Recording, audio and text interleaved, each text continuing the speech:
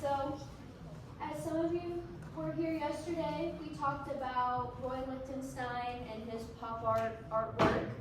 Today's artist we're learning about is one of my personal pop art favorites because her work is really neat. Her name is Yayoi Kusama, and right off the bat, can anyone give me an example of why her art would be considered pop art based off of what we've learned so far in the class? Think about the style or the technique or the colors, the designs. What would make her art considered pop art? Anything?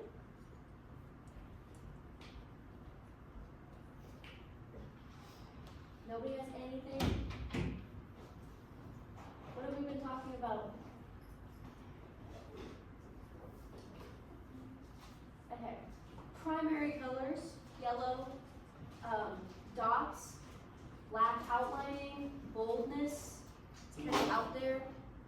Keep those in the back of your head as a reminder of pop art techniques. Bright colors, black, outlines, bold, dotting, pattern for people. Keep that in mind. So, to get started, who is she? Yayoi Kusama is a Japanese contemporary artist, also a pop art artist. She's considered both, but contemporary because the time period she made her art takes place a little more recently. She works in sculpture and installation, and she also is active in painting, performance, video art, fashion, poetry, fiction, and other arts.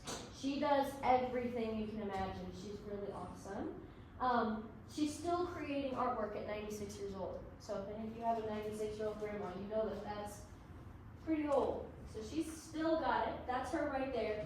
She's very funky and eccentric. She's always got this red bob on and her funky little outfits. So what's her style? Her style is instantly recognizable and has become synonymous with her artistic identity. It's who she is, what kind of artwork she creates. Again, pop art techniques, she uses bold colors. Everything is bright, neon, crazy in your face colors. She uses repetitive patterns, which is the dots that she uses, which we'll explain more of like why the dots happen. And yeah, her iconic use of polka dots, that's the easiest way to remember who she is. So yeah, you can see repetitive pattern, the bright primary colors like blue, reds, yellows, her dotting work. It's all what kind of determines her art as pop art. So, her influence in the art world, she's deeply rooted in her personal experiences. Yayoi Kusama has had multiple struggles with mental health and OCD and depression and anxiety, all kinds of that stuff. With her OCD and her depression, she had hallucinations as a child, which is where the dots came from. Her polka dots were like repeated patterns when she had her hallucinations as a child. That's what she would see. She would see her polka dots. So she took her polka dots and made art with it. She made it, instead of making it something that limited her, it progressed her to create really cool art to show that you can take your struggles and turn them into something great. She also explores themes of infinity, self-obliteration, like self-destruction, which is very common in mental health because a lot of people don't get access to the help that they need, so they self-destruct rather than getting the help that they need. And yeah, this is a picture of her when she was in her early 30s, late 20s. It was like one of her first installation works she did, because she's very young in that photo. Now we're gonna look at some examples. This one, I want somebody to tell me what they think about it, just right off the bat. What do you think? What do you think about it? Cool, not cool? Do we like it? Looks interesting, you wanna know more about it? Be one person to tell me something interesting that you find about this, just off the bat.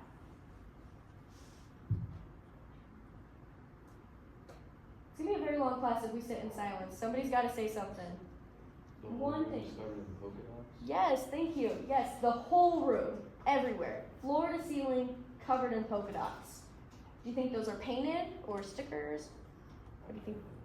Can't really tell. Okay, so this installation work Yayoi Kusama did. It's called The Obliteration Room. And it was exploring themes of her mental health as well. All of those dots are individual stickers. It was at an art museum, and every person who went to the art museum at her installation, it started off with just a plain white room, you were handed a sticker sheet. And so every single person was able to put a sticker of a polka dot somewhere in that room. And it just kind of shows you how many people actually went in the room based off of how many freaking polka dots there are. But yeah, this one dealt with her OCD part of her mental health because it talked about accumulation and obliteration and becoming one with the artwork, where Yayoi Kusama in her mind was so accumulated with her polka dots, like the spots that she would see in her hallucinations, that it kind of told her to just become one with her hallucinations and like create art out of it. So this room is really cool. I don't know if they still have it up in the art museum, but so this is another installation piece that she did. It was massive. People would come in the room and they'd be like this big. I mean, this work was huge, huge, huge work. So for this one specifically, I'm gonna ask, and hopefully someone will answer me. Does anybody recognize any of her styles or techniques in artists we've talked about so far? Hint, one we talked about yesterday, for those of you that were here. Can you connect her work to Roy Lichtenstein's at all, in any sort of sense? They all have like the outline with the black, like that's what I realized with most of them. They have big black outlines. Do we recognize any similar color schemes? They're all pretty bright colors. Very good. Yes, and the dots. We talked about Roy Lichtenstein using Ben-Day dots in the comics, those dotting styles.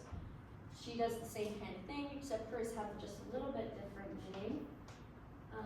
This one is really cool. Not really one of her pop art pieces, but this is called The Souls of Millions of Light Years Away, and it was created in 2015, so it's very recent.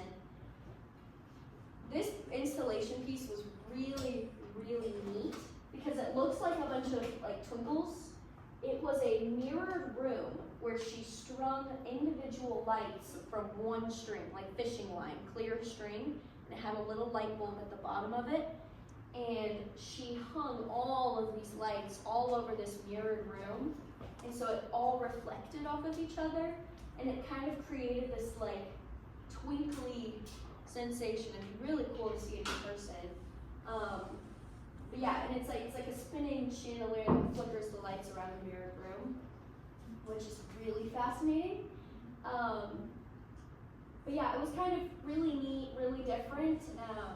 And the meaning behind this one was like discerning between reality and optical deception, because impossible as the colorful wolves blend, blur, and plunge you into disorientating darkness. It was very like freaky because you couldn't tell where the lights were coming from, but they were shining all around you. It was really fascinating to see. And then here's some extra fun facts about her, because she's just an interesting person as a whole. Again, hallucinations and like schizophrenia inspired her iconic polka dots. She has lived willingly in a psychiatric ward for her whole life, pretty much. I think around 1977, she probably was in her 30s or 40s. She's willingly lived in a psychiatric ward. She has an art studio right next to the psychiatric hospital that she stays in, and she lives in the psychiatric hospital and goes and makes her art. She leaves and comes and goes as she pleases, but she's chosen to live there because it's the one thing that gives her peace and a peace of mind with her hallucinations. So she has willingly done that, because not a lot of people willingly do that. She's a polymath with interests in art, literature, and fashion. She has done several collabs with Louis Vuitton as well, and she's made bags and purses and coats with all of her polka dots on them. And if any of you know who Georgia O'Keeffe is, she was an impressionist painter. She was pen pals with her, which is pretty neat, because Georgia O'Keeffe's really famous too. So those are some fun facts about her, because she's a little quirky. So the project we're doing today So you're gonna create your own inspired artwork. And what we're gonna be using is construction paper, which we have over here in this tall thing. I want you to pick one color for the background. And for the background, you're going to create a design. So you're just, don't worry about gluing anything on top of it. You need one piece of construction paper, whatever color you want. You're gonna create a design. You could do triangles, circles. Think about the polka dots that she uses. Like these people did circles. You're gonna coat the whole page in your design, and then on top of it, you're going to choose a different design. So think of like an object that you can put the polka dots on. Like for example, this one is one of her pumpkins.